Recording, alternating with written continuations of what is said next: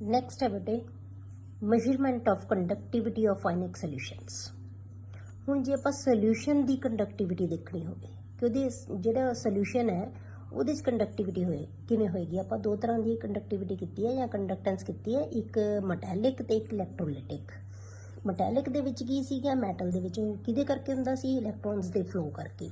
ਤੇ ਇਲੈਕਟ੍ਰੋਲਾਈਟਿਕ ਕੰਡਕਸ਼ਨ ਕੀ ਹੁੰਦੀ ਹੈ, ਜਿਹੜਾ ਆਇਨਸ ਦੇ ਫਲੋ ਕਰਕੇ ਹੁੰਦੀ ਹੈ। ਠੀਕ ਹੈ, ਹੁਣ ਆਪਾਂ ਜਦੋਂ ਸੋਲਿਊਸ਼ਨ ਦੇ ਵਿੱਚ ਕੰਡਕਟਿਵਿਟੀ ਆਪਾਂ ਦੇਖਾਂਗੇ ਜਾਂ ਕੈਲਕੂਲੇਟ ਕਰਾਂਗੇ ਤਾਂ ਆਪਾਂ ਕਿਵੇਂ ਕੈਲਕੂਲੇਟ ਕਰ ਸਕਦੇ ਹਾਂ ਬੇਟੇ, ਆਪਾਂ ਉਹਦੇ ਵਿੱਚ ਕੀ ਹੈ ਰੈਜ਼ਿਸਟੈਂਸ ਨੂੰ ਮੈਜ਼ਰ ਕਰਾਂਗੇ। ਰੈਜ਼ਿਸਟੈਂਸ ਨੂੰ ਆਪਾਂ ਨੂੰ ਪਤਾ ਹੈ ਕਿ conductance is reciprocal of resistance. Resistance ਆ ਜਾਏਗੀ, ਉਹਦਾ ਰੈਸੀਪ੍ਰੋਕਲ ਲੈ ਲਾਂਗੇ ਆਪਾਂ, ਤਾਂ ਸਾਡੇ ਕੋਲੇ ਕੀ ਆ ਜਾਣੀ ਹੈ ਕੰਡਕਟੈਂਸ। ਠੀਕ ਹੈ, ਇਹਨੂੰ ਆਪਾਂ ਜਿਹੜੀ ਰੈਜ਼ਿਸਟੈਂਸ ਹੈ ਉਹਨੂੰ ਆਪਾਂ ਵੀਟਸਟੋਨ ਬ੍ਰਿਜ ਮੈਥਡ ਦੇ ਨਾਲ ਕੈਲਕੂਲੇਟ ਕਰ ਸਕਦੇ ਹਾਂ। ਠੀਕ ਹੈ, ਕਿਸੇ ਵੀ ਸੋਲਿਊਸ਼ਨ ਦੀ। ਹੁਣ ਜਦੋਂ ਅਸੀਂ ਸੋਲਿਊਸ਼ਨ ਦੀ ਕਿਸੇ ਵੀ ਆਇਨਿਕ ਸੋਲਿਊਸ਼ਨ ਹੈ ਜਿਹੜਾ ਉਹਦੀ ਅਸੀਂ ਰੈਜ਼ਿਸਟੈਂਸ ਮੈਜ਼ਰ ਕਰਨੀ ਹੈ ਤਾਂ ਸਾਡੇ ਕੋਲ ਦੋ ਪ੍ਰੋਬਲਮਸ ਆਉਂਦੀਆਂ ਨੇ। ਦੋ ਪ੍ਰੋਬਲਮਸ ਅਸੀਂ ਫੇਸ ਕਰਦੇ ਹਾਂ।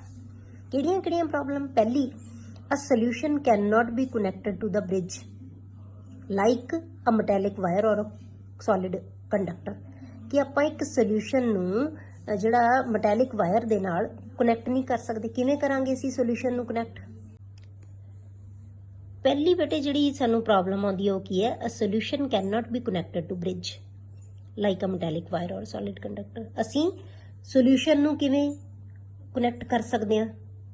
ਠੀਕ ਹੈ, this problem is solved by using specially designed container called conductivity cell. ਪਰ ਇਸ ਪ੍ਰੋਬਲਮ ਨੂੰ ਆਪਾਂ ਕਿਵੇਂ ਸੋਲਵ ਕਰਦੇ ਹਾਂ, ਇੱਕ ਸਪੈਸ਼ਲ ਡਿਜ਼ਾਈਨ ਕੀਤਾ ਹੋਇਆ ਕੰਡਕਟਿਵਿਟੀ ਸੈੱਲ ਲੈ ਲੈਂਦੇ ਹਾਂ ਜਿਹਦੇ ਵਿੱਚ ਅਸੀਂ ਸੋਲਿਊਸ਼ਨ ਫਿਲ ਕਰ ਦਾਂਗੇ, ਉਹਨੂੰ ਅਸੀਂ ਜਿਹੜਾ ਹੈਗਾ ਸਰਕਟ ਦੇ ਵਿੱਚ ਜੋੜ ਦਾਂਗੇ। ਠੀਕ ਹੈ, ਹੁਣ ਜਿਹੜੇ ਕੰਡਕਟਿਵਿਟੀ ਸੈੱਲ ਹੈ ਬੇਟੇ ਉਹ ਕਈ ਤਰ੍ਹਾਂ ਦੇ ਹੈ, ਪਰ ਤੁਹਾਡੇ ਜਿਹੜਾ ਬੁੱਕ ਹੈ NCERT ਬੁੱਕ ਦੋ ਤਰ੍ਹਾਂ ਦੇ ਕੰਡਕਟਿਵਿਟੀ ਸੈੱਲ ਦਿੱਤੇ ਹੋਏ। ਇਹਦੇ ਵਿੱਚ ਕੀ ਹੈ, ਆਪਾਂ ਇੱਕ ਕੰਟੇਨਰ ਲਿਆ, ਉਹਦੇ ਵਿੱਚ ਦੋ ਪਲੈਟੀਨਮ ਵਾਇਰਸ ਪਾਤੀਆਂ। ਪਲੈਟੀਨਮ ਜਿਵੇਂ ਆਪਾਂ ਪ੍ਰੈਕਟੀਕਲ ਕਰਨ ਵੇਲੇ ਦੇਖਿਆ ਸੀ ਤੁਸੀਂ, ਪਲੈਟੀਨਮ ਵਾਇਰ ਇਹ ਗਲਾਸ ਟਿਊਬ ਦੇ ਵਿੱਚ ਇੱਕ ਵਾਇਰ ਹੁੰਦੀ ਹੈ ਪਲੈਟੀਨਮ ਦੀ, ਇੱਥੇ ਉਹਨਾਂ ਦੀਆਂ ਪਲੇਟਸ ਲੱਗੀਆਂ ਹੋਈਆਂ, ਉਸ ਵਾਇਰ ਨੂੰ ਅਸੀਂ ਸਰਕਟ ਦੇ ਵਿੱਚ ਜੋੜ ਦਾਂਗੇ। ਠੀਕ ਹੈ, ਆ ਜਿਹੜਾ ਅਸੀਂ ਕੰਟੇਨਰ ਲਿਆ ਇਹਦੇ ਵਿੱਚ ਆਪਾਂ ਕੀ ਕਰਾਂਗੇ ਬੇਟੇ, ਸੋਲਿਊਸ਼ਨ ਫਿਲ ਕਰ ਦਾਂਗੇ, ਤਾਂ ਇੱਕ ਕੰਡਕਟਿਵਿਟੀ ਸੈੱਲ ਬਣ ਗਿਆ। ਦੂਜੇ ਤਰ੍ਹਾਂ ਦਾ ਕੰਡਕਟਿਵਿਟੀ ਸੈੱਲ ਕੀ ਹੈ, ਇਹ ਵਾਲਾ, ਇਹ ਵੀ ਕੰਟੇਨਰ ਲਿਆ, ਇਹਦੇ ਵਿੱਚ ਆਪਾਂ ਕੀ ਹੈ ਦੋ ਇਲੈਕਟ੍ਰੋਡ ਲਾਤੇ, ਏਦਾਂ ਪਲੇਟਸ ਲਾਤੀਆਂ ਦੋ, ਇਹ ਕਿਹਦੀਆਂ, ਪਲੈਟੀਨਮ ਇਲੈਕਟ੍ਰੋਡ। ਇਹਨਾਂ ਨੂੰ ਕੀ ਕਹਿੰਦੇ ਅਸੀਂ, ਪਲੈਟੀਨਮ ਜਾਂ ਪਲੈਟੀਨਾਈਜ਼ਡ ਪਲੈਟੀਨਮ ਇਲੈਕਟ੍ਰੋਡ। ਆਹ ਪਲੈਟੀਨਮ ਵਾਇਰ ਇੱਥੋਂ ਦੀ ਜਾ ਰਹੀ ਹੈ ਗਲਾਸ ਦੇ ਵਿੱਚੋਂ ਦੀ, ਇਹਨੂੰ ਅਸੀਂ ਕੀ ਹੈ ਕਨੈਕਟਿਵ ਵਾਇਰ ਹੈ, ਇਹਨਾਂ ਨੂੰ ਅਸੀਂ ਸਰਕਟ ਦੇ ਵਿੱਚ ਜੋੜ ਦਾਂਗੇ। ਇਹਦੇ ਵਿੱਚ ਅਸੀਂ ਠੀਕ ਹੈ, ਇਹਦੇ ਵਿੱਚ ਸੋਲਿਊਸ਼ਨ ਫਿਲ ਕੀਤਾ ਹੋਇਆ ਹੋ ਗਿਆ, ਜਿਹਦਾ ਅਸੀਂ ਕੰਡਕਟੈਂਸ ਹੈ ਜਿਹੜੀ ਨੋਟ ਕਰਨੀ ਹੈ। ਇਹ ਤਾਂ ਤੁਹਾਡੇ ਕੋਲੇ ਪਹਿਲੀ ਪ੍ਰੋਬਲਮ ਸੀ। ਠੀਕ ਹੈ, ਤਾਂ ਉਹਦਾ ਆਪਾਂ ਕੀ ਕੀਤਾ, ਸੋਲਿਊਸ਼ਨ ਵੀ ਕੱਢ ਲਿਆ, ਕੰਡਕਟਿਵਿਟੀ ਸੈੱਲ ਬਣਾ ਲਿਆ, ਜੋੜ ਸਕਦੇ ਹਾਂ ਹੁਣ ਅਸੀਂ ਇਹਨੂੰ, ਕਿਉਂਕਿ ਇਹਨਾਂ ਵਾਇਰਸ ਦੇ ਨਾਲ ਅਸੀਂ ਸਰਕਟ ਦੇ ਵਿੱਚ ਜੋੜ ਦਾਂਗੇ। ਦੂਜੀ ਪ੍ਰੋਬਲਮ ਕੀ ਆਉਂਦੀ ਹੈ ਬੇਟੇ, ਜਦੋਂ ਅਸੀਂ ਉਹਦੇ ਵਿੱਚ ਡਾਇਰੈਕਟ ਕਰੰਟ ਪਾਸ ਕਰਾਂਗੇ। ਕਰੰਟ ਕਿੰਨੇ ਤਰ੍ਹਾਂ ਦਾ ਹੁੰਦਾ ਹੈ, ਡਾਇਰੈਕਟ ਵੀ ਹੁੰਦਾ, AC ਵੀ ਹੁੰਦਾ ਤੇ DC ਵੀ ਹੁੰਦਾ ਹੈ। ਠੀਕ ਹੈ, ਡਾਇਰੈਕਟ DC ਕਰੰਟ ਪਾਸ ਕਰਾਂਗੇ ਤਾਂ ਉਹ ਅਸੀਂ ਨਹੀਂ ਪਾਸ ਕਰਦੇ, ਕਿਉਂ? ਕਿਉਂਕਿ ਉਸ ਜਿਹੜਾ ਇਹਦੇ ਵਿੱਚ ਸੋਲਿਊਸ਼ਨ ਲਵਾਂਗੇ ਉਹਦੀ ਇਲੈਕਟ੍ਰੋਲਿਸਿਸ ਹੋ ਜਾਏਗੀ, ਤਾਂ ਉਹਦੀ ਜਿਹੜੀ ਕੰਪੋਜੀਸ਼ਨ ਹੈ ਅੰਦਰ ਸਾਰੀ ਚੇਂਜ ਹੋ ਜਾਏਗੀ, ਫਿਰ ਸਾਨੂੰ ਉਹਦੀ ਕੰਡਕਟੈਂਸ ਦਾ ਕਿਵੇਂ ਪਤਾ ਲੱਗੇਗਾ? ਉਹ ਤਾਂ ਇਲੈਕਟ੍ਰੋਲਿਸਿਸ ਹੋ ਗਈ, ਇਲੈਕਟ੍ਰਿਸਿਟੀ ਪਾਸ ਕਰਨ ਨਾਲ ਜਿਹੜਾ ਤੁਹਾਡੇ ਕੋਲੇ ਆਇਨਾਂ ਦੇ ਵਿੱਚ ਟੁੱਟ ਜਾਏਗਾ, ਆਇਨਸ ਹੈ ਜਿਹੜੇ ਆਪੋਜ਼ਿਟ ਇਲੈਕਟ੍ਰੋਡ ਵੱਲ ਨੂੰ ਮੂਵ ਕਰ ਜਾਣਗੇ। ਠੀਕ ਹੈ, ਇਲੈਕਟ੍ਰੋਲਿਸਿਸ ਹੋ ਜਾਏਗੀ। ਪਰ ਇਹਨੂੰ ਰੋਕਣ ਵਾਸਤੇ ਆਪਾਂ ਕੀ ਕੀਤਾ, ਇਹਦੇ ਵਾਸਤੇ ਇਹਨੂੰ ਓਵਰਕਮ ਕਰਨ ਲਈ ਫਿਰ ਅਸੀਂ DC ਕਰੰਟ ਦੀ ਥਾਂ ਤੇ ਅਸੀਂ ਕੀ ਵਰਤਦੇ ਹਾਂ, AC ਕਰੰਟ, ਆਲਟਰਨੇਟਿੰਗ ਕਰੰਟ ਹੈ ਜਿਹੜਾ ਉਹ ਸੋਰਸ ਲਵਾਂਗੇ ਅਸੀਂ, ਤਾਂ ਸਾਡੀ ਇਹ ਪ੍ਰੋਬਲਮ ਵੀ ਸੋਲਵ ਹੋ ਜਾਏਗੀ। ਹੁਣ ਅਸੀਂ ਕੀ ਕਰਾਂਗੇ ਬੇਟੇ, ਹੁਣ ਅਸੀਂ ਕੰਡਕਟੈਂਸ ਹੈ ਜਿਹੜੀ ਉਹਦੀ ਕੈਲਕੂਲੇਟ ਕਰ ਸਕਦੇ ਹਾਂ ਕਿਸੇ ਸੋਲਿਊਸ਼ਨ ਦੀ, ਇਲੈਕਟ੍ਰੋਲਾਈਟ ਦੀ। ਠੀਕ ਹੈ, ਹੁਣ ਸਾਨੂੰ ਪਤਾ ਹੈ ਬੇਟੇ ਜਿਹੜੀ ਰੈਜ਼ਿਸਟੈਂਸ ਹੈ ਉਹ ਕਿਹਦੇ ਬਰਾਬਰ ਹੁੰਦੀ ਹੈ, resistance is directly proportional to length and inversely proportional to area of. ਠੀਕ ਹੈ, ਇਹਦੇ ਵਿੱਚ ਸੋਲਿਊਸ਼ਨ ਫਿਲ ਕੀਤਾ ਹੋਇਆ ਹੋ ਗਿਆ, ਜਿਹਦਾ ਅਸੀਂ ਕੰਡਕਟੈਂਸ ਹੈ ਜਿਹੜੀ ਨੋਟ ਕਰਨੀ ਹੈ।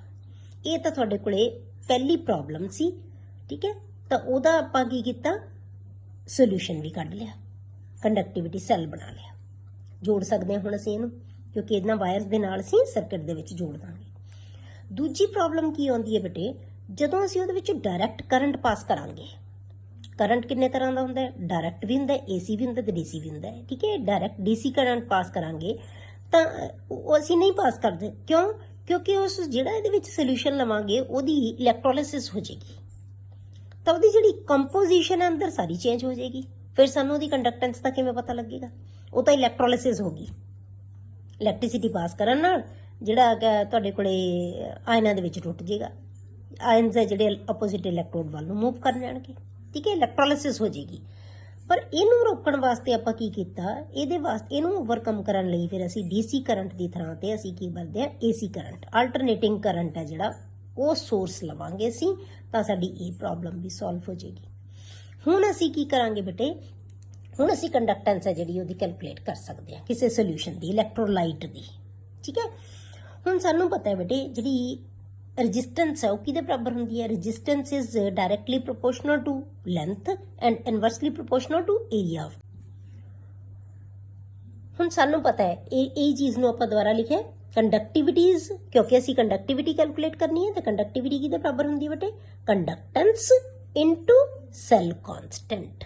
आपां पिछे पढ़िया होया कंडक्टेंस इनटू सैल कॉन्सटेंट, या आपां की कह दांगे जिहड़ा रेसिप्रोकल आ जाएगा 1/r इंटू सैल कॉन्सटेंट, या कह लो cell constant upon r। Kappa is equal to cell constant upon r नीचे आ जाएगा। ठीक है, तो आपां r कड्ढण वास्ते ना सानू कंडक्टिविटी कड्ढण वास्ते r ते g असीं कैलकुलेट करांगे, r दा रेसिप्रोकल ले लांगे तो की आ जाएगी? कंडक्टेंस आ जाएगी साडे कोले, तो कंडक्टेंस इनटू सैल कॉन्सटेंट। ठीक है, हुण दोनों चीज़ां नूं आपां कैलकुलेट करते हैं। पहला आपां की करते हैं? Cell constant. ठीक है, पहला आपां सैल कॉन्सटेंट कर देने हैं, फिर आपां की करांगे उहदी जिहड़ी हैगी है रजिस्टेंस लवांगे। ठीक है, पहला आपां सैल कॉन्सटेंट देखते हैं। हुण सैल कॉन्सटेंट आपां किवें कैलकुलेट करते हैं बेटे? किसी भी इलैक्ट्रोलाइट दा जिहड़ा ਜਦੋਂ ਆਪਾਂ ਸੈੱਲ ਬਣਾਇਆ ਉਹਦੇ ਵਿੱਚ ਜਿਹੜੀਆਂ ਉਹਦੀਆਂ ਡਾਇਮੈਂਸ਼ਨਸ ਹੈ ਨਾ L ਤੇ A, ਇਹਨਾਂ ਨੂੰ ਮੈਜ਼ਰ ਕਰਨਾ ਜਿਹੜਾ ਅਸੀਂ ਡਾਇਰੈਕਟਲੀ ਮੈਜ਼ਰ ਨਹੀਂ ਕਰ ਸਕਦੇ, ਉਹ ਡਿਫਿਕਲਟ ਹੈ। It is difficult to measure the dimensions L and A of the conductivity cell directly. ਜਿਹੜਾ ਅਸੀਂ ਇਹ ਕੰਡਕਟਿਵਿਟੀ ਸੈੱਲ ਬਣਾਏ ਸੀ ਪਿੱਛੇ, ਉਹਨਾਂ ਦੇ ਵਿੱਚੋਂ L ਜਿਹੜੀ ਲੈਂਥ ਹੈ ਤੇ ਏਰੀਆ ਆਫ ਕ੍ਰਾਸ, ਦੋਨਾਂ ਚੀਜ਼ਾਂ ਨੂੰ ਅਸੀਂ ਡਾਇਰੈਕਟਲੀ ਜਿਹੜੀ ਐਕੂਰੇਸੀ ਦੇ ਨਾਲ ਮੈਜ਼ਰ ਨਹੀਂ ਕਰ ਸਕਦੇ। ठीक है, फिर आपां की करते हैं बेटे? सैल कॉन्सटेंट नूं आपां आम तौर ते जिहड़ी एक इहो जिहा कोई सोल्यूशन लैके उहदी रजिस्टेंस कढ लैंदे आ जिहदी सानूं कंडक्टिविटी पता होवे पहलां ही। ठीक है, cell constant is usually measured by measuring the resistance of a cell containing the solution whose conductivity is known। जिहदी सानूं कंडक्टिविटी पता होवे तां असीं उहदी की कढ लांगे बेटे? रजिस्टेंस कढ लांगे। ठीक है, ਹੁਣ ਇਹਦੇ ਵਾਸਤੇ ਅਸੀਂ ਆਮ ਤੌਰ ਤੇ ਕੀ ਯੂਜ਼ ਕਰਦੇ ਹਾਂ ਬੇਟੇ? KCl ਸੋਲੂਸ਼ਨ ਲੈਂਦੇ ਆ। KCl ਸੋਲੂਸ਼ਨ ਲੈ ਲੈਂਦੇ ਆ ਕਿਉਂਕਿ ਉਹਦੀ ਸਾਨੂੰ ਕੰਡਕਟਿਵਿਟੀ ਹੈ ਜਿਹੜੀ ਉਹਦੀ ਪਤਾ ਹੈ at various concentrations and at different temperatures. ਤਾਂ ਆਮ ਤੌਰ ਇਹ ਲੈ ਕੇ ਕੰਡਕਟਿਵਿਟੀ ਸੈੱਲ ਦੀ ਜਿਹੜੀ ਰੈਜ਼ਿਸਟੈਂਸ ਹੈ ਜਿਹੜੀ ਉਹ ਕੈਲਕੂਲੇਟ ਕੀਤੀ ਗਈ ਸੀ। ਤਾਂ ਹੁਣ ਆਪਾਂ ਕੀ ਲਾਵਾਂਗੇ? R is equal to L upon kappa into A, ਇਹ ਸਾਨੂੰ ਪਤਾ ਹੈ ਪਹਿਲਾਂ ਹੀ ਆਪਾਂ, ਜਾਂ ਆਪਾਂ ਕਹਿ ਲਓ L upon A is equal to के उधर चला जाएगा, या कप्पा कह लो R into kappa resistance into conductivity is equal to cell constant. इनू की लिखता आपां? Cell constant. क्लियर हो गया? हुण आपां इत्थों की कढ लिया? कंडक्टिविटी सानू पता है। ठीक है, रजिस्टेंस असीं कढ लांगे तां की आ जाएगी साडे कोले? ओहदा सैल कॉन्सटेंट। क्लियर हो गया? आ पता है ਤਾਂ ਕੀ ਆ ਜਾਣਾ ਸਾਡੇ ਕੋਲੇ? ਸੈੱਲ ਕੌਨਸਟੈਂਟ। ਤਾਂ ਮਤਲਬ ਕੀ ਹੋ ਗਿਆ ਬੇਟੇ? ਜਿਹੜੀ ਕੰਡਕਟਿਵਿਟੀ ਵਾਸਤੇ ਸਾਨੂੰ ਦੋ ਚੀਜ਼ਾਂ ਚਾਹੀਦੀਆਂ ਸੀ, ਇੱਕ ਕੰਡਕਟੈਂਸ ਤੇ ਇੱਕ ਸੈੱਲ ਕੌਨਸਟੈਂਟ। ਕੰਡਕਟੈਂਸ ਅਸੀਂ ਸੈੱਲ ਕੌਨਸਟੈਂਟ ਕੈਲਕੂਲੇਟ ਕਰ ਲਿਆ, ਹੁਣ ਆਪਾਂ ਕੀ ਕੱਢਣਾ ਬੇਟੇ? ਕੰਡਕਟੈਂਸ। ਕੰਡਕਟੈਂਸ ਨੂੰ ਮੈਜ਼ਰ ਕਰਨ ਲਈ ਅਸੀਂ ਕੀ ਮਾਪਦੇ ਆ? ਉਹਦੀ ਕੈਲਕੂਲੇਟ ਕਰਦੇ ਆ ਰੈਜ਼ਿਸਟੈਂਸ। ਹੁਣ ਆਪਾਂ ਦੂਜਾ ਸਟੈਪ ਹੈ ਜਿਹੜਾ ਸਾਡੇ ਕੋਲੇ ਕੀ ਹੈ? Determination of conductance of given solution of electrolyte. ਪਰ ਕੰਡਕਟੈਂਸ ਦੀ ਬਜਾਏ ਆਪਾਂ ਕੀ ਮੈਜ਼ਰ ਕਰਨਾ ਹੈ? ਰੈਜ਼ਿਸਟੈਂਸ। ਠੀਕ ਹੈ, conductance of the solution is found out by measuring the resistance of the solution by the principle of Wheatstone bridge। Wheatstone bridge ਦੇ ਨਾਲ ਆਪਾਂ ਇਹਦੀ resistance ਨੂੰ measure ਕਰਾਂਗੇ। ਇਹਦਾ ਸੈਟਅਪ ਹੈ ਜਿਹੜਾ ਬੇਟੇ ਆ ਦਿੱਤਾ ਹੋਇਆ ਤੁਹਾਨੂੰ, ਇਹ ਤੁਸੀਂ ਫਿਜ਼ਿਕਸ ਦੇ ਵਿੱਚ ਵੀ ਪੜਿਆ ਹੋਇਆ ਹੋਏਗਾ। ਤਾਂ ਆਪਾਂ ਕੀ ਹੈ, ਇੱਕ ਜਿਹੜੀਆਂ ਆ ਦੋ ਰੈਜ਼ਿਸਟੈਂਸ ਹੈ ਇਹ ਫਿਕਸ ਜਿਹੜੀਆਂ ਸਾਨੂੰ ਪਤਾ ਹੈ, वो दो रजिस्टेंस ले लिया। एक रजिस्टेंस है जी वेरीएबल ले ली, इत्थे असी कंडक्टिविटी सैल ला लिया, ठीक है, कंडक्टिविटी सैल लगा लिया जिहदे विच असी सोल्यूशन फिल किया होया, जिहदी असी कंडक्टिविटी या कह लो रजिस्टेंस असी नोट करनी है, ठीक है। आ दो सानू नोन है, ये वेरीएबल है, ये कंडक्टिविटी सैल है। इहदे नाल इत्थे एक असी डिटेक्टर लगाया होया है। पी की चीज़ है डिटेक्टर, इत्थे असी की है ये सोर्स लाया होया AC पावर लई, ये ऑडियो फ्रीकुएंसी दा जिहदी रेंज है जिहड़ी 550 टू 5000 साइकल्स पर। ये डिटेक्टर है बेटे, ये किहदी फॉर्म दे विच हो सकदा है, ये हैडफोन हो सकदा है या कोई अदर इलैक्ट्रॉनिक डिवाइस हो सकदी है, ठीक है, हैडफोन या कोई होर इलैक्ट्रॉनिक डिवाइस। हुण आपां की करांगे, इस रजिस्टेंस नूं असीं इस तरह नाल वेरी करांगे कि जिहड़ा इत्थे पहलां असीं इत्थे गलवैनोमीटर लाउंदे हुंदे सी, तां उदों तक असीं इहनूं चेंज करदे रहिंदे सी जद तक गलवैनोमीटर दे विच रीडिंग 0 नहीं आ जाती।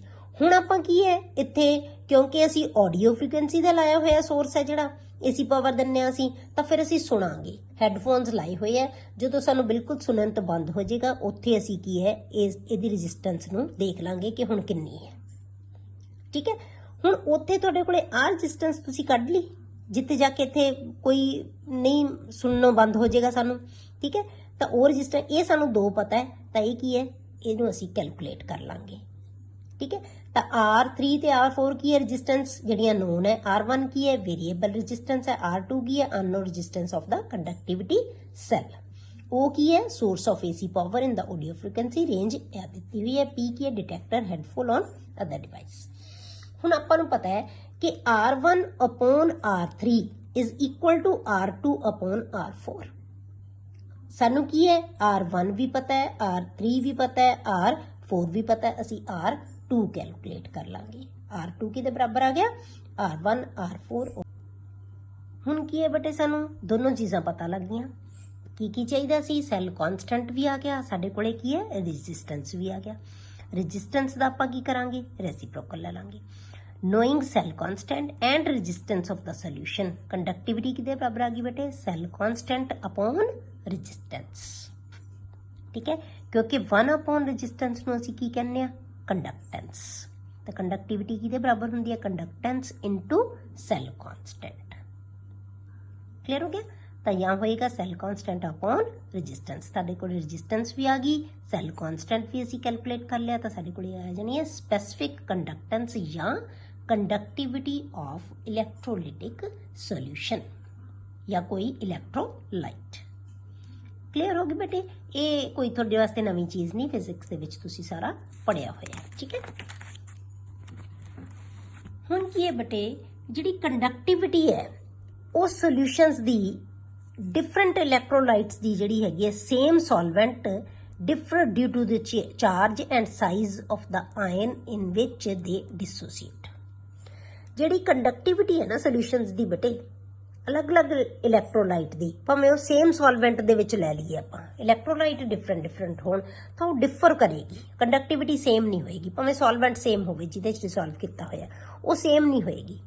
किहदे करके, उन्हां दे चार्ज कर, उन्हां दे आयंस दे उत्ते जिहड़ा चार्ज होएगा या उहदा साइज होएगा जिहदे विचों डिसोसीएट होणगे। क्लियर।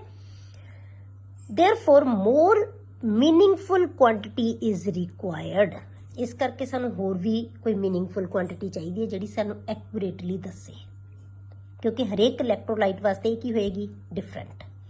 तो उहदे वास्ते असीं एक नवीं टर्म लैंदे हां हुण कंडक्टिविटी दी, जिहनूं असीं कहंदे हां मोलर कंडक्टिविटी। हुण आपां मोलर कंडक्टिविटी है जिहड़ी वो कैलकुलेट करांगे।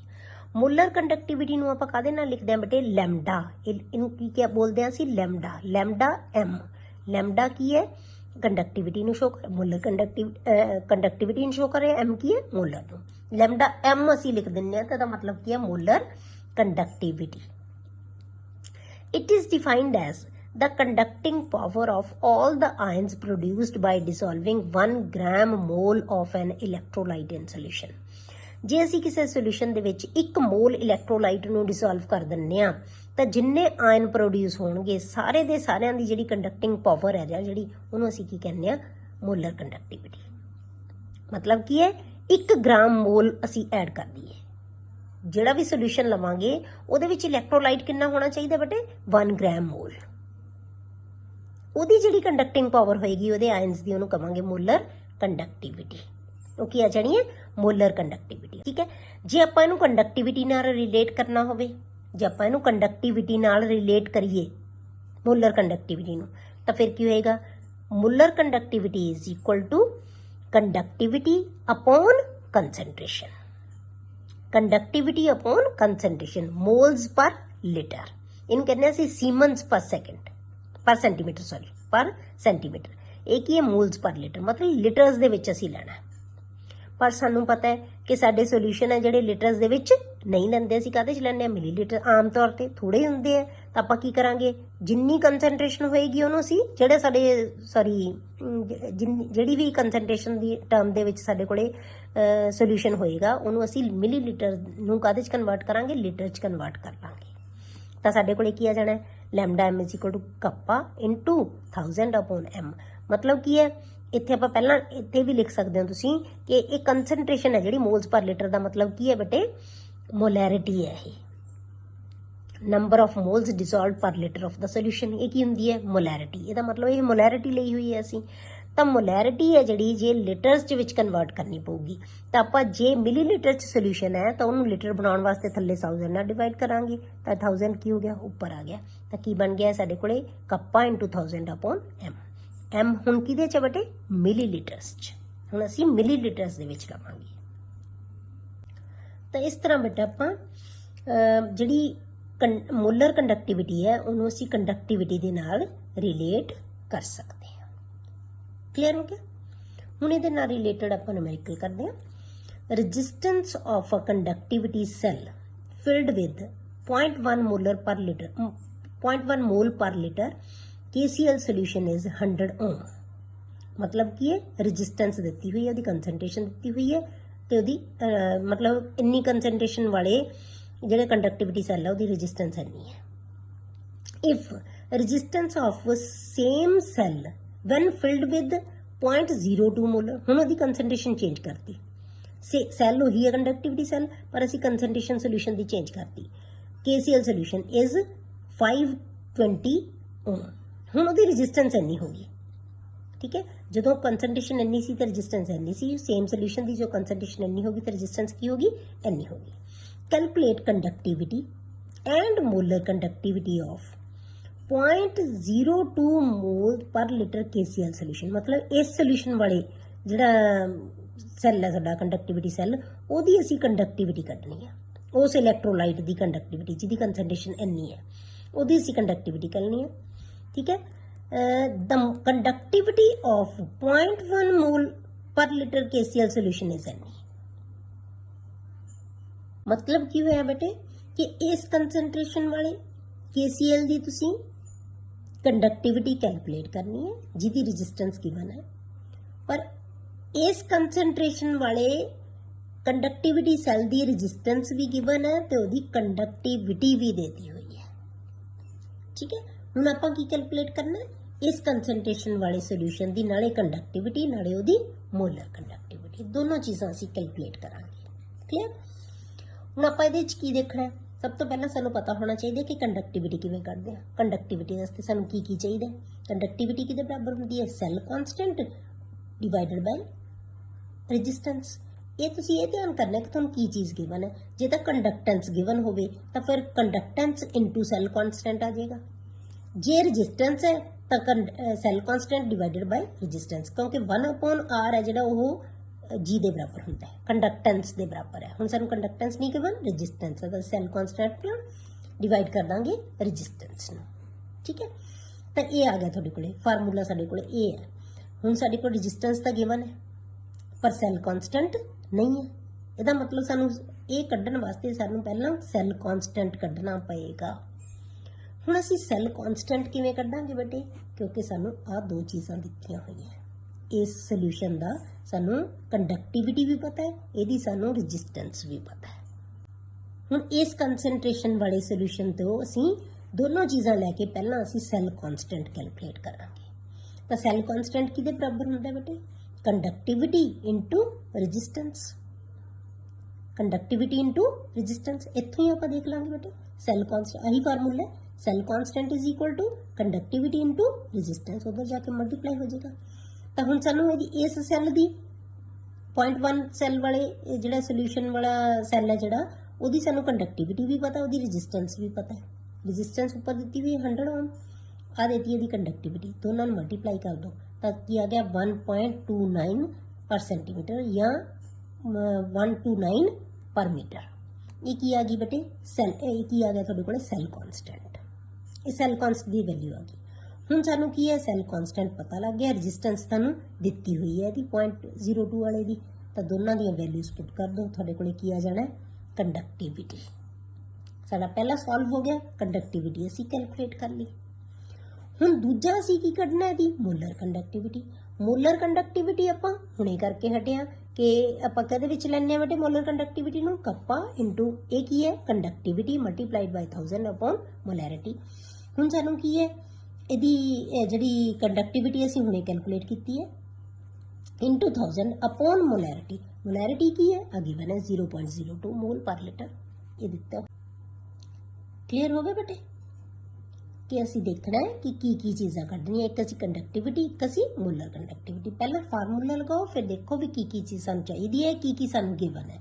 ਸੈੱਲ ਕਾਂਸਟੈਂਟ ਸਾਨੂੰ ਕੱਢਣਾ ਪਏਗਾ। ਸੈੱਲ ਕਾਂਸਟੈਂਟ ਕਿਹਦੇ ਬਰਾਬਰ ਆ ਜਾਂਦਾ ਹੈ, ਇੱਥੋਂ ਹੀ ਕੈਲਕੂਲੇਟ ਕਰ ਸਕਦੇ ਹਾਂ ਕਿ ਜੇ ਸਾਨੂੰ ਇੱਕੋ ਹੀ ਚੀਜ਼ ਦੀਆਂ, ਇੱਕ ਸੋਲੂਸ਼ਨ ਦੀਆਂ ਦੋਨੋਂ ਚੀਜ਼ਾਂ ਪਤਾ ਹੋਣ ਤਾਂ ਅਸੀਂ ਸੈੱਲ ਕਾਂਸਟੈਂਟ ਕੱਢ ਸਕਦੇ ਹਾਂ, ਸਾਨੂੰ ਪਤਾ ਹੈ।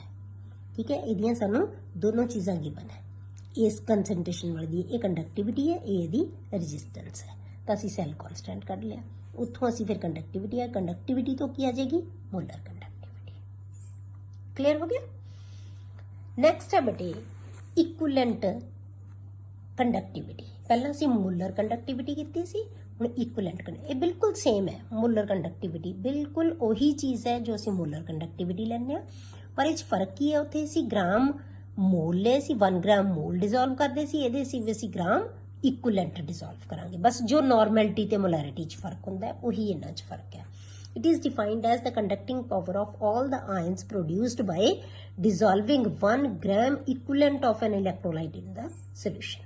बस सिर्फ 1 ग्राम मोल की थां ते की ला देना 1 ग्राम इक्विवेलेंट।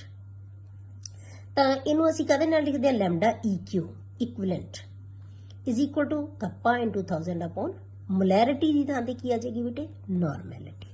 मोलैरिटी की थां ते की है ये तुहाडी NCERT च तां गिवन भी नहीं है, पर फिर भी कई बार इक्विवेलेंट कंडक्टेंस दे नाल न्यूमेरिकल आ जाते हैं। तो हुण जे आपां मोलर कंडक्टिविटी ते इक्विवेलेंट कंडक्टिविटी दोनों नूं रिलेट करना होवे, दोनों दे विच रिलेशनशिप की है, तो आपां की लैंदे आ M इन जिहड़ा molar conductivity is equal to equivalent conductivity into Z। जिवें आपां मोलैरिटी ते नॉर्मैलिटी दे विच रिलेशन लैंदे आ कीता होया ना आपां +1 दे विच भी पढ़िया होया मोलैरिटी ते नॉर्मैलिटी दे विच रिलेशन, तो उवें साडे कोले मोलर कंडक्टिविटी ते इक्विवेलेंट कंडक्टिविटी दे विच रिलेशन है। Molar conductivity is equal to equivalent conductivity into Z।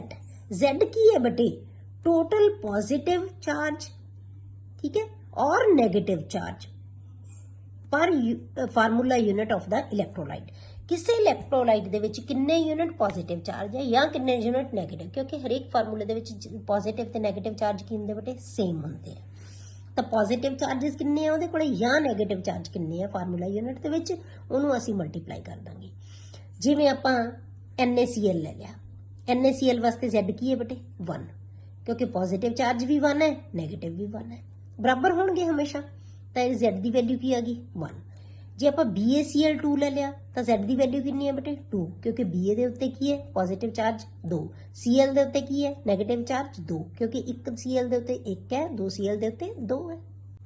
तो जिन्ना चार्ज है तुहाडे कोले किसी भी इलैक्ट्रोलाइट दा ओहदी इक्विवेलेंट कंडक्टेंस दे नाल मल्टीप्लाई कर दांगे तो की आ जाना तुहाडे कोले मोलर कंडक्टिविटी।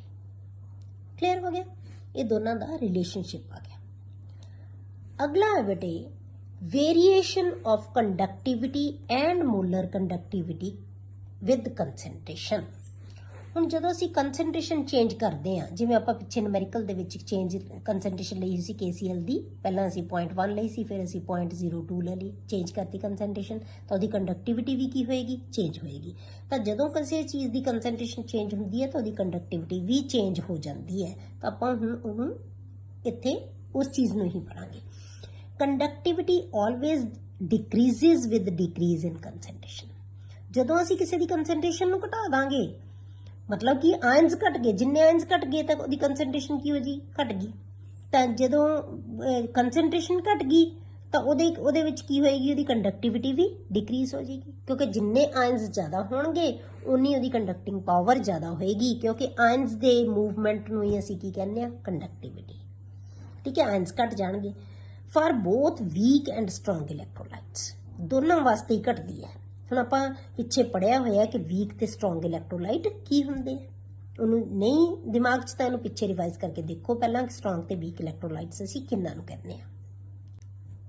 ਹੁਣ ਇਹ ਕਿਉਂ ਘਟਦੀ ਹੈ, ਜਿਹੜੀ ਕੰਡਕਟਿਵਿਟੀ ਘਟਦੀ ਕਿਉਂ ਹੈ, ਬਿਕੋਜ਼ ਨੰਬਰ ਆਫ ਆਇਨਸ ਪਰ ਯੂਨਿਟ ਵੋਲਿਊਮ ਡਿਕਰੀਜ਼ਸ ਔਨ ਡਾਇਲੂਸ਼ਨ। ਜਦੋਂ ਅਸੀਂ ਡਾਇਲੂਸ਼ਨ ਕਰਾਂਗੇ ਤਾਂ ਨੰਬਰ ਆਫ ਮੋਲਸ ਪਰ ਯੂਨਿਟ ਵੋਲਿਊਮ ਹੈ ਜਿਹੜਾ ਉਹ ਹਮੇਸ਼ਾ ਕੀ ਹੋ ਜਾਂਦੇ ਆ, ਘਟ ਜਾਂਦੇ ਆ। ਠੀਕ ਹੈ, ਹੁਣ ਇੱਥੇ ਆਪਾਂ ਇਹ ਹੋਣਾ ਚਾਹੀਦਾ ਹੈ ਕਿ ਇਹਦੀ ਕੰਡਕਟਿਵਿਟੀ ਹੈ ਜਿਹੜੀ ਉਹ ਕੀ ਹੁੰਦੀ ਹੈ, ਡਿਕਰੀਜ਼ ਹੁੰਦੀ ਹੈ। ਕੰਡਕਟਿਵਿਟੀ ਕੀ ਹੈ, ਡਿਕਰੀਜ਼ ਹੋਏਗੀ। ਹੁਣ ਆਪਾਂ ਕੀ ਕਹਿੰਦੇ ਆ, G is equal to K। Conductance ਹੈ ਨਾ ਜਿਹੜੀ ਉਹ ਕੰਡਕਟਿਵਿਟੀ ਦੇ ਬਰਾਬਰ ਹੋ ਜਾਂਦੀ ਹੈ ਬੇਟੇ, ਕਦੋਂ, when L and A are unity. ਜਦੋਂ ਲੈਂਥ ਇਲੈਕਟ੍ਰੋਡ ਦੀ 1 ਸੈਂਟੀਮੀਟਰ ਹੋਵੇ ਤਾਂ ਜਿਹੜਾ ਏਰੀਆ ਆਫ ਕ੍ਰਾਸ ਸੈਕਸ਼ਨ ਹੈ 1 ਸੈਂਟੀਮੀਟਰ ਸਕੁਅਰ ਹੋਵੇ। ਮਤਲਬ ਕੀ ਹੋ ਗਿਆ, 1 ਸੈਂਟੀਮੀਟਰ ਕਿਊਬ ਵੋਲਿਊਮ ਵਾਲਾ ਜਿਹੜਾ ਤੁਹਾਡੇ ਕੋਲੇ ਇਲੈਕਟ੍ਰੋਲਾਈਟ ਜਿਹੜਾ ਕੰਡਕਟਿਵਿਟੀ ਸੈੱਲ ਹੋਏਗਾ ਉਹਦੀ ਜਿਹੜੀ ਕੰਡਕਟੈਂਸ ਹੈ ਉਹ ਕਿਹਦੇ ਬਰਾਬਰ ਹੋਏਗੀ, ਕੰਡਕਟਿਵਿਟੀ ਦੇ ਬਰਾਬਰ ਹੋਏਗੀ, ਜਾਂ ਕਹਿ ਲਓ ਸਪੈਸਿਫਿਕ ਕੰਡਕਟੈਂਸ ਦੇ ਬਰਾਬਰ ਹੋਏਗੀ। ਠੀਕ ਹੈ, ਕਦੋਂ, ਜਦੋਂ ਅਸੀਂ 1 ਸੈਂਟੀਮੀਟਰ ਕਿਊਬ ਵੋਲਿਊਮ ਲੈ ਲਿਆ, ਮਤਲਬ ਲੈਂਥ ਬ੍ਰੈਡਥ ਤੇ ਜਿਹੜੀ ਹਾਈਟ ਹੈ ਤਿੰਨੋਂ ਚੀਜ਼ਾਂ ਕੀ ਹੋ ਗਈਆਂ 1 ਸੈਂਟੀਮੀਟਰ, ਤਾਂ ਉਦੋਂ ਤੁਹਾਡੇ ਕੋਲੇ ਕੰਡਕਟੈਂਸ ਤੇ ਕੰਡਕਟਿਵਿਟੀ ਸਪੈਸਿਫਿਕ ਕੰਡਕਟੈਂਸ ਦੇ ਬਰਾਬਰ ਹੋ ਜਾਂਦੀ ਹੈ ਕੰਡਕਟੈਂਸ। ਠੀਕ ਹੈ, ਹੁਣ ਆਪਾਂ ਜੇ ਮੋਲਰ ਕੰਡਕਟਿਵਿਟੀ ਲੈਣੀ ਹੋਵੇ, ਹੁਣ ਆਪਾਂ ਉਹਦੀ ਕੀ ਕੈਲਕੂਲੇਟ ਕਰਨੀ ਹੈ ਬੇਟੇ, ਮੋਲਰ ਕੰਡਕਟਿਵਿਟੀ। ਹੁਣ ਆਪਾਂ ਮੋਲਰ ਕੰਡਕਟਿਵਿਟੀ ਕਿਵੇਂ ਲਵਾਂਗੇ ਬੇਟੇ, ਜੇ ਆਪਾਂ ਉਸੇ 1 ਸੈਂਟੀਮੀਟਰ ਕਿਊਬ ਦਾ ਜਿਹੜਾ ਲਿਆ ਅਸੀਂ ਸੈੱਲ ਬਣਾਇਆ ਕੰਡਕਟਿਵਿਟੀ ਸੈੱਲ, ਉਹਦੇ ਵਿੱਚ ਅਸੀਂ ਜਿਹੜਾ ਇਲੈਕਟ੍ਰੋਲਾਈਟ ਲਿਆ ਉਹਦੀ ਕੰਸੈਂਟ੍ਰੇਸ਼ਨ 1 ਮੋਲ ਲੈ ਲਈਏ ਤਾਂ ਆਪਾਂ ਮੋਲਰ ਕੰਡਕਟਿਵਿਟੀ ਕਿਹਨੂੰ ਕਿਹਾ ਸੀ, ਜੇ ਤੁਹਾਨੂੰ ਯਾਦ ਹੋਵੇ ਮੋਲਰ ਕੰਡਕਟਿਵਿਟੀ ਕੀ ਸੀ, conducting power of all the ions produced by dissolving 1 gram mole of an electrolyte in solution। 1 mall electrolyte ਨੂੰ ਜਦੋਂ ਅਸੀਂ ਡਿਸੋਲਵ ਕਰ ਦਿੰਦੇ ਹਾਂ ਸੋਲੂਸ਼ਨ ਦੇ ਵਿੱਚ, ਉਹਨਾਂ ਦੀ ਸਾਰਿਆਂ ਦੀ ਕੰਡਕਟਿੰਗ ਪਾਵਰ ਹੈ ਜਿਹੜੀ ਉਹਨੂੰ ਕੀ ਕਹਿੰਦੇ ਅਸੀਂ, ਮੋਲਰ ਕੰਡਕਟਿਵਿਟੀ। ਤਾਂ ਇਹਦਾ ਮਤਲਬ ਕੀ ਹੈ, ਜਿਹੜਾ 1 ਸੈਂਟੀਮੀਟਰ ਕਿਊਬ ਦਾ ਅਸੀਂ ਬਣਾਇਆ ਸੀ ਉੱਪਰ ਉਹਦੇ ਵਿੱਚ ਕੰਡਕਟਿਵਿਟੀ ਸੈੱਲ, ਉਹਦੇ ਵਿੱਚ ਜਿਹੜਾ ਆਪਾਂ ਇਲੈਕਟ੍ਰੋਲਾਈਟ ਪਾਵਾਂਗੇ ਉਹ ਕਿੰਨਾ ਪਾਵਾਂਗੇ ਬੇਟੇ, 1 ਮੋਲ, 1 ਮੋਲ ਪਾ ਦਈਏ, ਤਾਂ ਉਦੋਂ ਜਿਹੜੀ ਉਹਦੀ ਕੰਡਕਟਿਵਿਟੀ ਹੋਗੀ ਬੇਟੇ ਉਹ ਕਿਹਦੇ ਬਰਾਬਰ ਹੋਗੀ, ਮੋਲਰ ਕੰਡਕਟਿਵਿਟੀ ਦੇ। ਮਤਲਬ ਜਿੰਨੀ ਕੰਡਕਟੈਂਸ ਸੀ ਉਹ ਸਪੈਸਿਫਿਕ ਕੰਡਕਟੈਂਸ ਬਣ ਗਈ। ਸਪੈਸਿਫਿਕ ਕਿਉਂ ਬਣ ਗਈ, ਕਿਉਂਕਿ ਅਸੀਂ ਏਰੀਆ ਤੇ ਲੈਂਥ ਕੀ ਕਰਤੀ, ਸਪੈਸਿਫਿਕ ਕਰਤੀ 1 ਸੈਂਟੀਮੀਟਰ, ਉਹਦੇ 'ਚ ਜਿਹੜੀ ਕੰਡਕਟਿੰਗ ਪਾਵਰ ਹੈ ਉਹ ਕੰਡਕਟਿਵਿਟੀ ਬਣ ਗਈ। ਹੁਣ ਉਸੇ 1 ਸੈਂਟੀਮੀਟਰ ਕਿਊਬ ਦੇ ਵੋਲਿਊਮ ਦੇ ਵਿੱਚ ਅਸੀਂ 1 ਮੋਲ ਇਲੈਕਟ੍ਰੋਲਾਈਟ ਐਡ ਕਰਤਾ ਤਾਂ ਉਹੀ ਕੰਡਕਟਿਵਿਟੀ ਕੀ ਬਣ ਗਈ, ਮੋਲਰ ਕੰਡਕਟਿਵਿਟੀ। ਤਾਂ ਤਿੰਨੋਂ ਚੀਜ਼ਾਂ ਕੀ ਹੋ ਗਈਆਂ ਬੇਟੇ, ਬਰਾਬਰ, ਸੇਮ, ਕੋਈ ਫਰਕ ਹੀ ਨਹੀਂ। ਠੀਕ ਹੈ, ਕੋਈ ਚੇਂਜ ਨਹੀਂ ਹੋਣੀ। ਤਾਂ ਕੰਡਕਟੈਂਸ ਕਿਹਦੇ ਬਰਾਬਰ ਆ ਗਈ, ਇਹਨੂੰ ਆਪਾਂ ਕਿਵੇਂ ਸਮਝ ਸਕਦੇ ਹਾਂ ਬੇਟੇ, ਜੇ ਆਪਾਂ ਇਹਨੂੰ ਕੀ ਕੀਤਾ ਆਪਾਂ ਕਿ ਇਹ ਤੁਹਾਡੇ ਕੋਲੇ ਲੈਂਥ ਤੇ ਏਰੀਆ 1 ਸੈਂਟੀਮੀਟਰ ਲਿਆ। ਠੀਕ ਹੈ, ਹੁਣ ਇਹਦੇ ਵਿੱਚ ਆਪਾਂ 1 ਮੋਲ ਇਲੈਕਟ੍ਰੋਲਾਈਟ ਪਾਤਾ ਤਾਂ ਕੀ ਬਣ ਜਾਏਗਾ, ਕੰਡਕਟਿਵਿਟੀ ਕੀ ਹੈ, ਮੋਲਰ ਕੰਡਕਟਿਵਿਟੀ ਦੇ ਬਰਾਬਰ ਹੋ ਗਈ। ਆਪਾਂ ਕੀ ਕੀਤਾ ਬੇਟੇ, ਇਹਨੂੰ ਅਸੀਂ ਚੇਂਜ ਕਰਤਾ। ਹੁਣ ਅਸੀਂ 1 ਸੈਂਟੀਮੀਟਰ ਦੀ ਬਜਾਏ ਸਪੋਜ਼ ਕਰੋ ਅਸੀਂ 100 ਸੈਂਟੀਮੀਟਰ ਬਣਾਤਾ ਇਹਨੂੰ। ਠੀਕ ਹੈ, 100 ਸੈਂਟੀਮੀਟਰ ਦਾ ਬਣ ਗਿਆ ਇੱਕ ਜਿਹੜਾ ਵੋਲਿਊਮ ਹੈ ਜਿਹੜਾ ਉਹਦਾ। ਇਹਦਾ ਮਤਲਬ ਕੰਡਕਟਿਵਿਟੀ ਕੀ ਹੋ ਜਾਏਗੀ ਬੇਟੇ, ਘਟ ਜਾਏਗੀ। ਕੰਡਕਟਿਵਿਟੀ ਕੀ ਹੋ ਜਾਏਗੀ, ਘਟ ਜਾਏਗੀ, ਕਿਉਂਕਿ ਅਸੀਂ ਕੰਡਕਟਿਵਿਟੀ ਕਿਹਨੂੰ ਕਿਹਾ ਸੀ, ਸਿਰਫ 1 ਸੈਂਟੀਮੀਟਰ ਕਿਊਬ ਦਾ ਵੋਲਿਊਮ ਹੈ ਜਿਹੜਾ। ਠੀਕ ਹੈ, ਕੰਡਕਟੈਂਸ ਤਾਂ ਉਹਦੀ ਕੀ ਹੋਗੀ, ਜਿਹੜੀ ਕੰਡਕਟੈਂਸ ਹੈ, ਕੰਡਕਟਿਵਿਟੀ ਸਿਰਫ 1 ਵਾਲੇ ਨੂੰ ਕਵਾਂਗੇ ਅਸੀਂ, ਕੰਡਕਟਿਵਿਟੀ ਉਹਦੀ ਘਟ ਜਾਏਗੀ। ਠੀਕ ਹੈ, ਉਨੀ ਘਟੇਗੀ ਕੰਡਕਟੈਂਸ, ਕਿਉਂਕਿ ਇਹ ਅਸੀਂ ਉਹਨੂੰ ਕੀ ਕਰਤਾ, ਇੰਨੇ ਟਾਈਮਸ ਬਣਾਤਾ। ਹਰੇਕ ਦੀ ਕੰਡਕਟਿਵਿਟੀ ਕੀ ਹੈ, 1 ਸੈਂਟੀਮੀਟਰ ਦੀ ਕੰਡਕਟਿਵਿਟੀ ਹੈ, ਉਹ ਤੁਹਾਡੇ ਕੋਲੇ 1 ਦੀ ਜਿੰਨੀ ਕੰਡਕਟਿਵਿਟੀ ਸੀ, 1 ਸੈਂਟੀਮੀਟਰ ਕਿਊਬ ਦੀ ਕੰਡਕਟਿਵਿਟੀ ਹੈ ਜਿਹੜੇ ਕੰਡਕਟੈਂਸ ਹੈ ਉਹਨੂੰ ਅਸੀਂ ਕੰਡਕਟਿਵਿਟੀ ਕਿਹਾ ਸੀ। ਪਰ ਜਿਹੜਾ ਅਸੀਂ ਮੁੱਲਰ ਕੰਡਕਟਿਵਿਟੀ ਲਵਾਂਗੇ ਬੇਟੇ, ਉਹ ਕੀ ਹੋ ਜਾਏਗੀ, ਉਹ ਵੱਧ ਜਾਏਗੀ। ਮੁੱਲਰ ਠੀਕ ਹੈ, ਤਾਂ ਵੋਲਿਊਮ ਵਧਾਉਣ ਨਾਲ ਆਪਾਂ ਕੀ ਕੀਤਾ, 100 ਸੈਂਟੀਮੀਟਰ ਬਣਾਤਾ ਕਿਊਬ। ਵੋਲਿਊਮ ਦੇ ਵਧਾਉਣ ਨਾਲ ਕੰਡਕਟਿਵਿਟੀ ਵੱਧ ਜਾਏਗੀ। ਕੰਡਕਟਿਵਿਟੀ ਕਿਉਂ ਵਧੇਗੀ ਬੇਟੇ, ਕਿਉਂਕਿ ਸਾਡੇ ਕੋਲੇ ਹੁਣ ਵੀ ਜਿਹੜਾ ਇਲੈਕਟ੍ਰੋਲਾਈਟ ਹੈ 100 ਸੈਂਟੀਮੀਟਰ ਕਿਊਬ ਵਾਲੇ ਵੋਲਿਊਮ ਦੇ ਵਿੱਚ ਵੀ ਜਿਹੜਾ ਸਾਡਾ ਇਲੈਕਟ੍ਰੋਲਾਈਟ ਹੈ ਉਹ ਕਿੰਨਾ ਹੈ, ਹੁਣ ਵੀ 1 ਮੋਲ ਹੀ ਹੈ। ਹੁਣ ਵੀ ਉਹ ਕੀ ਹੈ, 1 ਮੋਲ ਹੈ, ਪਰ ਵੋਲਿਊਮ ਕੀ ਹੋ ਗਿਆ, ਵੱਧ ਗਿਆ। ਵੋਲਿਊਮ ਵੱਧ ਗਿਆ ਤਾਂ ਉਹਦੇ ਨਾਲ ਮੋਲਰ ਕੰਡਕਟਿਵਿਟੀ ਕੀ ਹੋ ਜਾਏਗੀ, ਵੱਧ ਜਾਏਗੀ। ਆਇਨਸ ਬਹੁਤ ਈਜ਼ੀਲੀ ਮੂਵ ਕਰ ਸਕਣਗੇ। ਠੀਕ ਹੈ, ਬਹੁਤ ਈਜ਼ੀਲੀ ਮੂਵ ਕਰ ਸਕਣਗੇ, ਕਿਉਂਕਿ ਜਿੰਨੀ ਈਜ਼ੀਲੀ ਮੂਵ ਕਰਨਗੇ ਆਇਨਸ ਉਨੀ ਕੰਡਕਟੈਂਸ ਹੈ ਉਹਨਾਂ ਦੀ ਕੀ ਹੋਏਗੀ, ਜ਼ਿਆਦਾ ਹੋਏਗੀ। ਠੀਕ ਹੈ, ਹੁਣ ਕੰਡਕਟਿਵਿਟੀ ਕਿਉਂ ਘਟੀ, ਕਿਉਂਕਿ ਆਪਾਂ ਕੀ ਕੀਤਾ, ਡਾਇਲੂਟ ਕਰਨ ਨਾਲ ਇਹ ਕੀ ਹੁੰਦਾ ਹੈ, conducting power of all the ions present in 1 centimetre cube volume, ਉਹਨੂੰ ਕਹਿੰਦੇ ਹਾਂ ਅਸੀਂ ਕੰਡਕਟਿਵਿਟੀ। ਹੁਣ ਜਦੋਂ ਅਸੀਂ 100 ਸੈਂਟੀਮੀਟਰ ਬਣਾਤਾ ਤਾਂ ਇੱਕ ਜਿਹੜਾ ਕਿਊਬ ਸੀ ਉਹਦੇ ਵਿੱਚ ਨੰਬਰ ਆਫ ਆਇਨਸ ਕੀ ਹੋ ਗਏ ਬੇਟੇ, ਘਟ ਗਏ। ਨੰਬਰ ਆਫ ਆਇਨਸ ਪਰ ਯੂਨਿਟ ਏਰੀਆ ਕੀ ਹੋ ਗਏ, ਘਟ ਗਏ। ਘਟਣ ਨਾਲ ਕੰਡਕਟਿਵਿਟੀ ਕੀ ਹੋਗੀ, ਘਟੇਗੀ। ਜਿੰਨੇ ਆਇਨਸ ਘਟ ਜਾਣਗੇ ਕੰਡਕਟਿਵਿਟੀ ਘਟ ਜਾਏਗੀ, ਪਰ ਮੋਲਰ ਕੰਡਕਟਿਵਿਟੀ ਵੱਧ ਗਈ। ਕਿਉਂ, ਕਿਉਂਕਿ ਮੋਲਰ ਕੰਡਕਟਿਵਿਟੀ ਕੀ ਹੈ, conducting power of all the ions present in 1 mall of the electrolyte. ਸਾਡਾ ਮੋਲ ਤਾਂ ਹੁਣ ਵੀ ਇੱਕੋ ਹੀ ਹੈ, ਸਾਰੇ ਹੁਣ ਵੋਲਿਊਮ ਵੱਧ ਗਿਆ ਚਾਹੇ, ਤਾਂ ਜਿੰਨਾ ਵੋਲਿਊਮ ਵਧਾ ਤਾਂ ਹੁਣ ਸਾਡੇ ਕੋਲੇ ਮੋਲਰ ਕੰਡਕਟਿਵਿਟੀ ਕੀ ਹੋਏਗੀ ਬੇਟੇ, ਜਿੰਨੀ ਕੰਡਕਟਿਵਿਟੀ ਆਏਗੀ 1 ਕਿਊਬ ਦੀ, ਉਹਨੂੰ ਅਸੀਂ ਉਹਦੇ ਵੋਲਿਊਮ ਨਾਲ ਮਲਟੀਪਲਾਈ ਕਰ ਦਾਂਗੇ। ਕਿੰਨਾ ਵੋਲਿਊਮ ਅਸੀਂ ਕਿੰਨਾ ਲਿਆ ਹੁਣ, 100 ਹੈ, ਤਾਂ 100 ਨਾਲ ਮਲਟੀਪਲਾਈ ਕਰਾਂਗੇ। ਜਿੰਨੀ ਕੰਡਕਟਿਵਿਟੀ ਹੋਏਗੀ ਉਹਦੀ 100 ਟਾਈਮਸ ਹੋ ਜਾਏਗੀ ਮੋਲਰ ਕੰਡਕਟਿਵਿਟੀ, ਕਿਉਂਕਿ ਹਰੇਕ ਦੀ ਕੰਡਕਟਿਵਿਟੀ ਨੂੰ ਜੋੜ ਦੋ, 100 ਕਿਊਬ ਬਣ ਗਏ ਇਹਦੇ, ਤਾਂ 100 ਟਾਈਮਸ ਕੀ ਹੋ ਜਾਏਗੀ ਉਹਦੀ ਕੰਡਕਟਿਵਿਟੀ। ਜਦੋਂ 100 ਟਾਈਮਸ ਕੰਡਕਟਿਵਿਟੀ ਹੋਗੀ ਤਾਂ ਉਹਨੂੰ ਕੀ ਕਹਿ ਦਾਂਗੇ ਅਸੀਂ, ਮੋਲਰ ਕੰਡਕਟਿਵਿਟੀ। ਉਹ ਹੁਣ ਵੀ ਉਨੀ ਹੋਈ ਹੈ। 100 ਕਿਊਬਸ ਦੀ ਜੋੜ ਦਾਂਗੇ, 100 ਕਿਊਬਸ ਦੀ ਲਵਾਂਗੇ ਅਸੀਂ ਕੰਡਕਟਿਵਿਟੀ, ਤਾਂ ਉਹ ਕੀ ਹੈ, ਮੋਲਰ ਕੰਡਕਟਿਵਿਟੀ। ਜਦੋਂ 1 ਕਿਊਬ ਸੀ ਸਾਡੇ ਕੋਲੇ ਉਦੋਂ ਵੀ ਉਹ ਮੋਲਰ ਕੰਡਕਟਿਵਿਟੀ ਸੀ, ਪਰ ਮੋਲਰ ਕੰਡਕਟਿਵਿਟੀ ਇਹਦਾ ਮਤਲਬ ਕੀ ਹੋ ਗਿਆ, ਵੱਧ ਗਈ ਅਪੋਨ ਡਾਇਲੂਸ਼ਨ। ਠੀਕ ਹੈ, ਇਹਨੂੰ 2 ਵਾਰੀ ਇਹਨੂੰ ਦੇਖਿਓ ਤੁਸੀਂ, ਫਿਰ ਤੁਹਾਨੂੰ ਸਮਝ ਆਏਗੀ ਇਹਦਾ ਮਤਲਬ ਕੀ ਹੈ ਕਿ ਕੰਡਕਟਿਵਿਟੀ ਕਿਉਂ ਘਟਦੀ ਹੈ ਡਾਇਲੂਸ਼ਨ ਨਾਲ, ਤੇ ਮੋਲਰ ਕੰਡਕਟਿਵਿਟੀ ਕਿਉਂ ਵੱਧਦੀ ਹੈ ਅਪੋਨ ਡਾਇਲੂਸ਼ਨ। ਸਮਝ ਆਈ। ਹੁਣ ਆਪਾਂ ਕੀ ਕਹਿਣਾ ਬੇਟੇ ਕਿ molar conductivity increases with dilution because volume increases with dilution, volume ਵੱਧ ਜਾਂਦਾ ਹੈ। ਹੁਣ ਆਪਾਂ ਕੀ ਕਹਿਣਾ ਹੈ ਬੇਟੇ ਕਿ ਜਦੋਂ ਕੰਸੈਂਟ੍ਰੇਸ਼ਨ ਅਪਰੋਚਿਸ 0, ਜਦੋਂ ਕੰਸੈਂਟ੍ਰੇਸ਼ਨ 0 ਨੂੰ ਅਪਰੋਚ ਕਰਦੀ ਹੈ, ਮਤਲਬ ਬਹੁਤ ਜ਼ਿਆਦਾ ਘਟ ਜਾਂਦੀ ਹੈ ਕੰਸੈਂਟ੍ਰੇਸ਼ਨ, ਦਾ molar conductivity is known as limiting molar conductivity. ਤਾਂ ਉਹਨੂੰ ਕੀ ਕਹਿੰਦੇ ਆ ਅਸੀਂ, ਕੰਸੈਂਟ੍ਰੇਸ਼ਨ ਅਪਰੋਚਿਸ 0। ਮਤਲਬ ਕਿ ਅਸੀਂ ਇੰਨਾ ਜ਼ਿਆਦਾ ਵੋਲਿਊਮ ਵਧਾ ਦਈਏ ਉਹਦੇ ਵਿੱਚ ਕਿ ਜਿਹੜੀ ਸਾਨੂੰ ਕੰਸੈਂਟ੍ਰੇਸ਼ਨ ਹੈ ਉਹ ਕੀ ਹੋ ਜਾਵੇ, 0 ਲੱਗਣ ਲੱਗੇ। ਜਿਵੇਂ ਆਪਾਂ ਕੀ ਕਰਤਾ, ਇੱਕ ਆਪਾਂ ਜਿਹੜਾ ਹੈਗਾ ਹਾਫ ਗਲਾਸ ਵਾਟਰ ਦਾ ਲੈ ਲਿਆ, ਠੀਕ ਹੈ, ਉਹਦੇ ਵਿੱਚ ਆਪਾਂ 2 ਚਮਚ ਚੀਨੀ ਦੇ ਪਾਤੇ, ਸਾਨੂੰ ਮਿੱਠਾ ਬਹੁਤ ਲੱਗੇਗਾ। ਹੁਣ ਅਸੀਂ ਕੀ ਕੀਤਾ, ਉਹਦੇ ਵਿੱਚ ਇੰਨਾ ਪਾਣੀ ਪਾਈ ਗਏ, ਉਹਦੇ ਵਿੱਚ ਕੀ ਹੈ, ਸਾਨੂੰ ਮਹਿਸੂਸ ਵੀ ਨਾ ਹੋਵੇ ਕਿ ਉਹਦੇ ਵਿੱਚ ਚੀਨੀ ਹੈਗੀ ਹੈ। ਇੰਨਾ ਵੋਲਿਊਮ ਅਸੀਂ ਵਧਾ ਦਈਏ ਤਾਂ ਅਸੀਂ ਕੀ ਕਵਾਂਗੇ ਫਿਰ ਬੇਟੇ, ਕੰਸੈਂਟ੍ਰੇਸ਼ਨ ਕੀ ਹੋ ਗਈ ਉੱਥੇ ਚੀਨੀ ਦੀ, 0।